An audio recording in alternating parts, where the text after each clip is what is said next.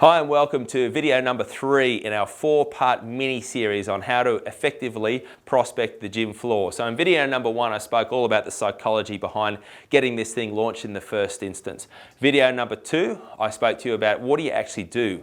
How do you approach people? Do you have a strategy and how does it all operate? We've assumed that you've done all that and we've assumed that you've got to the point of collecting someone's information and someone's details, okay? So at this point in time, remember, your goal is not to sell. Your goal is to build this strong rapport and build this strong relationship with somebody and show them that you are the obvious best choice to help them in the future. All right, so let's say that you've pulled out some of your magic that I spoke about in video number 2 and we've got some level of interest.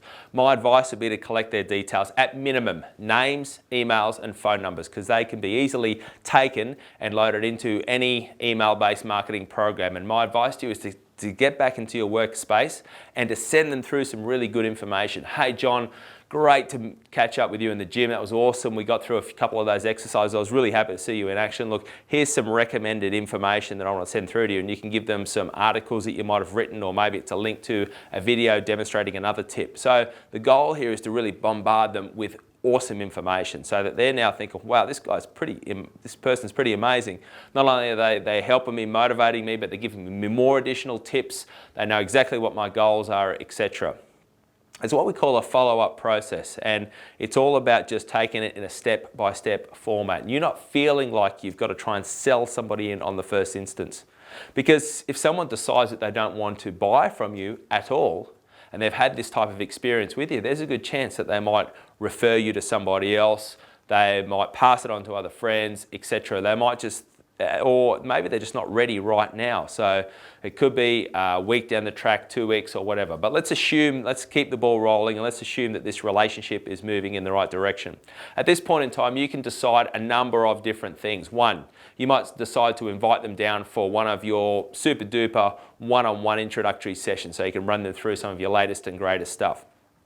Number 2, depending on how this whole situation is going, you might invite them in for a sit-down face-to-face chat consultation. You might do some type of body assessment. You might take them through one of your fitness tests, etc. So you can have a list of different offerings just based on everyone's different response. So at the top there could be a one-on-one workout. Next down there might be a sit-down consultation. The next down from that there could very well be some sort of health body assessment. Down from that there could be some type of fitness assessment. You might even have a strategy where you meet that person online, where you share your screen with them and run them through some really powerful visuals on what it is that you can do and how you can help them. Based on all that, this gets us to step number 2. In step number 2, we're starting to angle somebody towards the idea of the possibility of working with you. But remember, at this point in time, the goal is to still deliver really great information to people, do a really good job at this point in time. So in the last and final video, I want to speak to you about how do you approach this concept of turning someone from an introductory session into an ongoing client, and what's the strategy behind it and how do we do it. So make sure you stay tuned for video number 4, and I look forward to speaking to you very soon. Bye-bye.